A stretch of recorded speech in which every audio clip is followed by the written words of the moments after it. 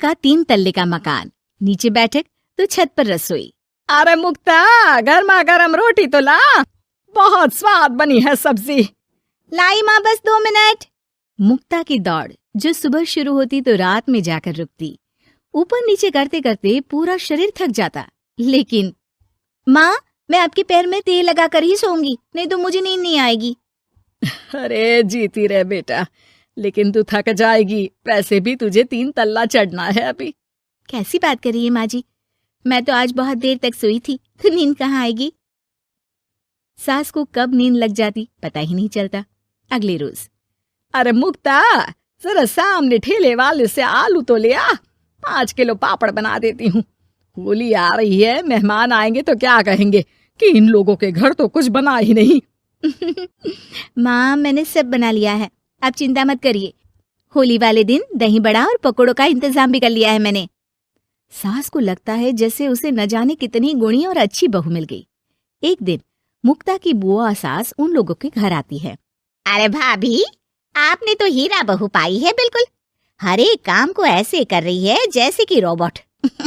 एक हमारी है, 2 रोटी खिला दे तो गनीमत समझो। अरे हम तो बेटे को देख के सोच रहे थे कि कलवासा है, पता नहीं कौन शादी करेगा, लेकिन देखो जय दूध सी फपकती बहू आई है। हाँ भाभी, आप तो लकी हो, लकी। तभी वहां मुक्ता आ जाती है। क्या बुआ, काहे की लकी, देखो ना कैसा शरीर फूला जा रहा है। अब तक तो एक बच्चा भी हो जाना चाहिए था। अरे हो जाएगा बहू, क्यों चिंता कर रही है, कर्म कितने अच्छे हैं तेरे, तुझे तो जुड़वा बच्चे होंगे, एक बिटिया और एक बिटवा। होता भी ऐसा ही है। मुक्ता को 2 बच्चे एक साथ होते हैं। मुक्ता, जल्दी से ऑफिस के लिए खाना बना दो, मुझे देर हो रही है। हाँ, लेकिन जरा ये छोटे वाले को तो पकड़ लो, तब तक मैं रोटी सेक देती हूँ। मुक्ता सारे घर का काम बड़े ही मगन होकर करती। क्या पति, क्या सास, क्या बच्चे, रिश्तेदार, सभी की जरूरतों का ख्याल वो बखूबी रखती। लेकिन भाई चांद को भी ग्रहण लग जाता है।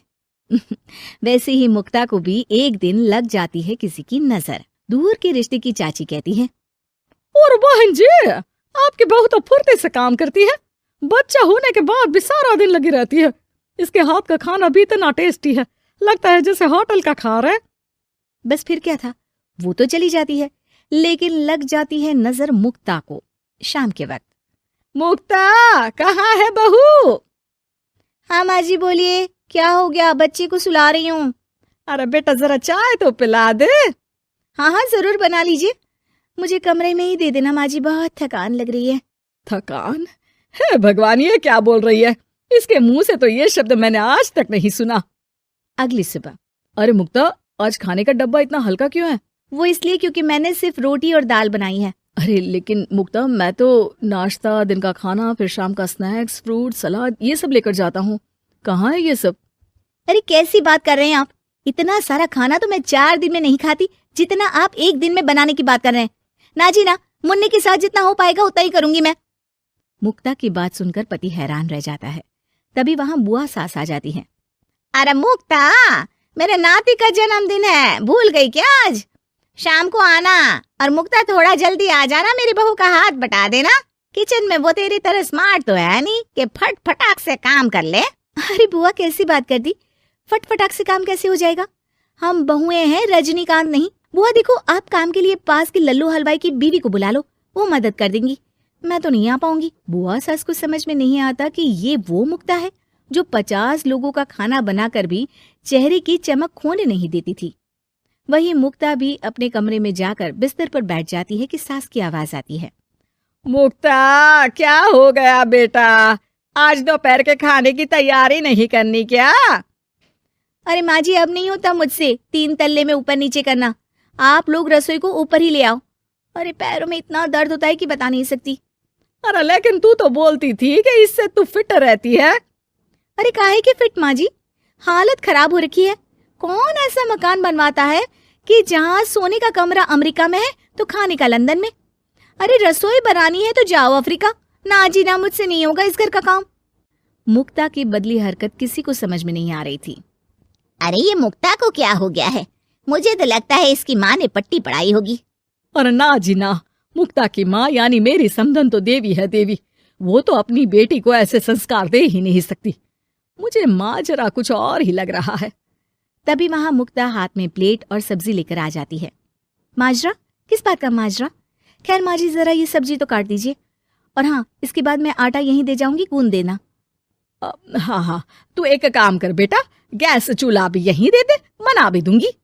अच्छा ठीक है, शाम को इसका भी इंतजाम कर देती हूँ। ये बोलकर मुक्ता वहां से चली जाती है। हे भगवान, ये तो वो मुक्ता है ही नहीं। अरे एक बार तो मुझे याद है, मेरे जूते भी इसने मुझे अपने हाथ से पहनाए थे।